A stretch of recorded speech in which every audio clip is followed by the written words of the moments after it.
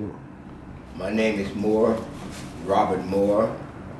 Uh, Later, when I began to barbering, they asked me, will you rather be called Robert or Bob? So people that know me back in the day would call me Robert.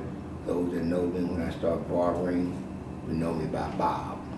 I started barbering in 1956 at Midway Barbershop at its 2400 block on Northwestern.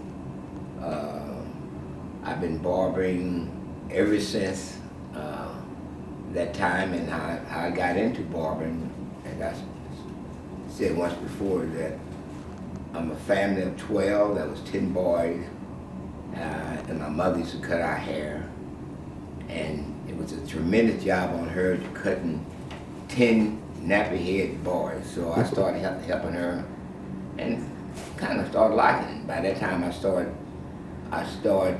we found a shop on Northwestern back in the early 50s, and my brother told me about Midway Barbershop, and I went there, and I liked the atmosphere, and I got a picture here of the shop that I was in. It didn't have, before air conditioned, didn't have a furnace, but it had a great atmosphere. It's a shop that you can bring your mother, your father, your minister, without being intimidated with foul language or anything that wasn't conducive to a good atmosphere. And that was the kind of atmosphere I was brought up under. So I asked Mr. Jennings about working there. At that time I started going to barbering school. He said that if the shop if the chairs available, you got a job. Said my prayers. When I finished school, the shop was open, and I started working there. And then I had out of the 10 boys in my family, 5 of us went to barbering school. Some of the older people remember Wood High School, was kind of like a vocational school. And they had barbering, biting, fitting, cleaning and pressing. So all of us went to school, got credit towards graduation, and got our license. And 3 of us worked into barbering and owned shops and made a living out of it. My other 2 brothers went into one went into teaching, went into medical school. So in 1957, my brother here, he came and worked in the same shop. There's another worker by the name of Eddie Black. He came from Wood. He came and worked in the shop. And he went in 40th and Boulevard, opened up a shop. And I went across the street on Northwestern, opened my shop in the 60s. It was an experience that I would like to share. It's an experience of anything that happens in the black community. It's a bulletin board for the community. Everything that happens in the black community goes through the barbershop. And that was, back in the day, all service for as hair is concerned had to be done in the black shop because white didn't cut their hair. And the white shops didn't have the experience of cutting black hair. So we got the pulse of the neighborhood. And it's been a tremendous experience for me, for learning, for education, for fellowship. It's having the opportunity to meet such wonderful people, from millionaires to homeless, all came through the shop, and that is a great experience. In fact, in 2013, I had an article in the paper about the positive effect that the black shops had on the black community. The recorder ran it for about 3 days. The Star came in, they put it on the front page about the story, and a couple of my friends called me and said, Moore, I saw you on the Star and you didn't kill anybody on the front page.